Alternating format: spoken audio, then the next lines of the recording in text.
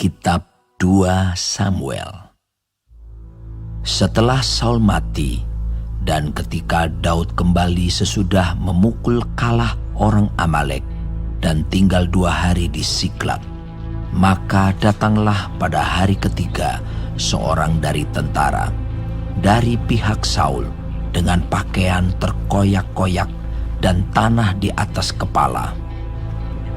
Ketika ia sampai kepada Daud, sujudlah ia ke tanah dan menyembah.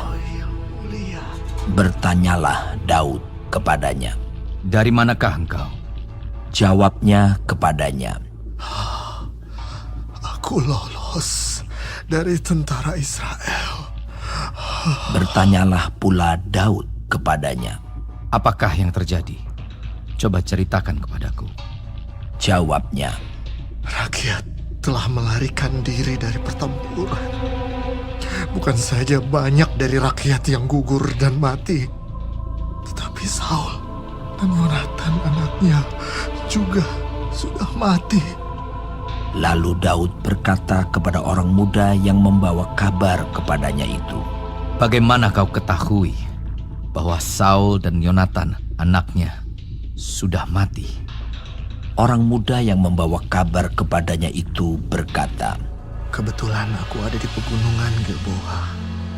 Maka tampaklah Saul bertelekan pada tombaknya, sedang kereta-kereta dan orang-orang berkuda mengejarnya.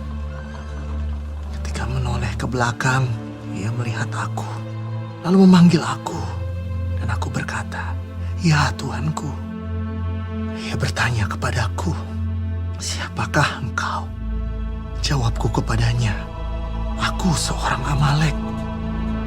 Lalu katanya kepadaku, 'Datanglah kemari dan bunuhlah aku, sebab kekejangan telah menyerang aku, tetapi aku masih bernyawa.'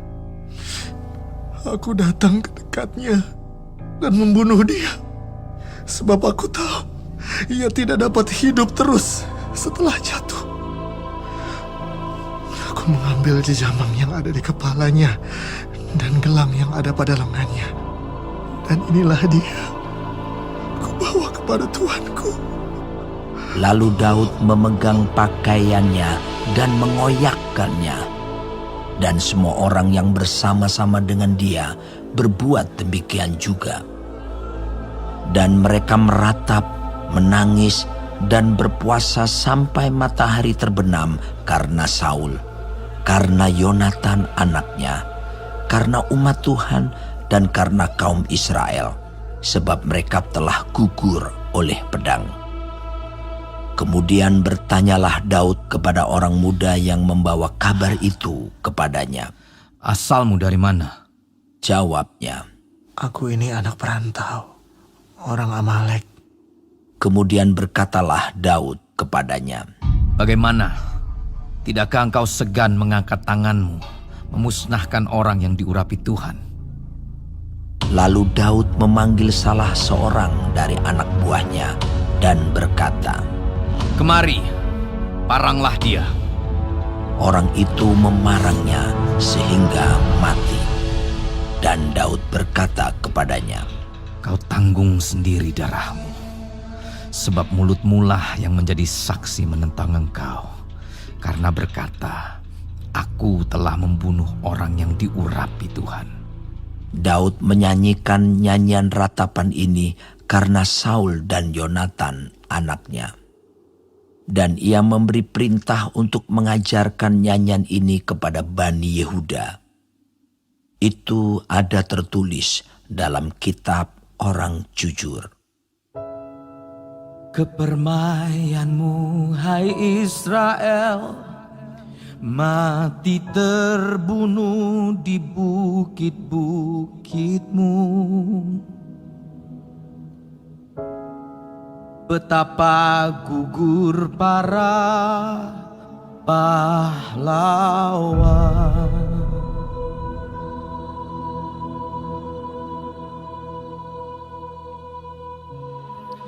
Janganlah kabarkan itu di Gad, janganlah beritakan itu di lorong-lorong Askelon, supaya jangan bersuka cita anak-anak perempuan orang Filistin,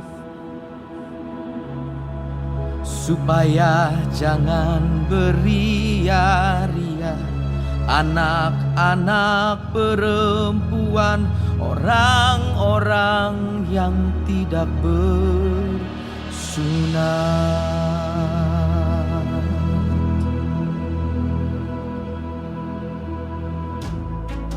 Hai gunung-gunung di Gilboa, jangan ada embun, jangan ada hujan di atas kamu.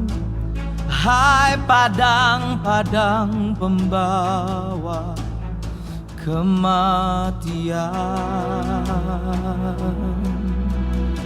sebab di sanalah perisai para pahlawan dilumuri.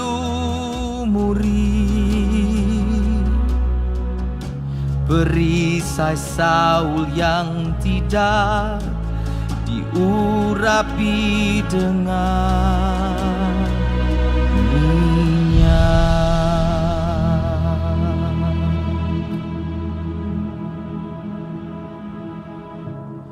Tanpa darah orang-orang yang mati terbunuh, dan tanpa lemak para pahlawan, panah Yonatan tidak pernah berpaling pulang.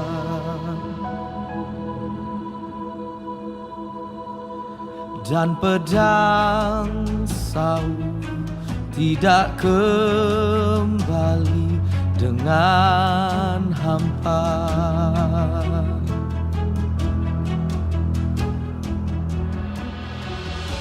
Saul dan Yonatan, orang-orang yang dicintai dan yang ramah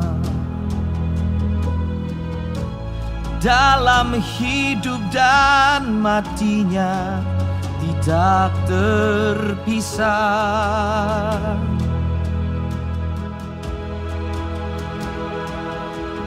Mereka lebih cepat dari burung raja wali, mereka lebih kuat dari singa.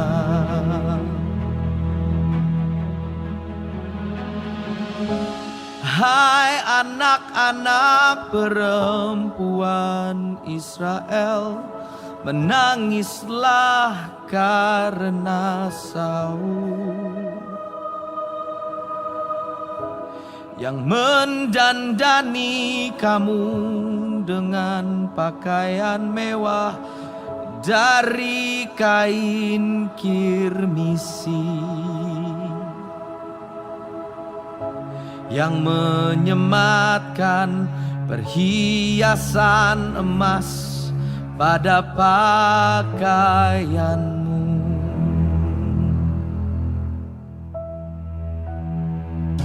Betapa gugur para pahlawan di tengah-tengah pertempuran.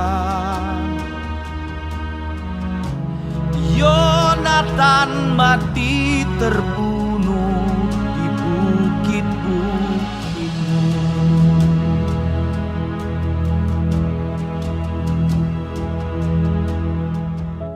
Merasa susah aku karena engkau, saudaraku Yonatan. Engkau sangat ramah kepadaku, bagiku cintamu lebih ajaib daripada cinta perempuan.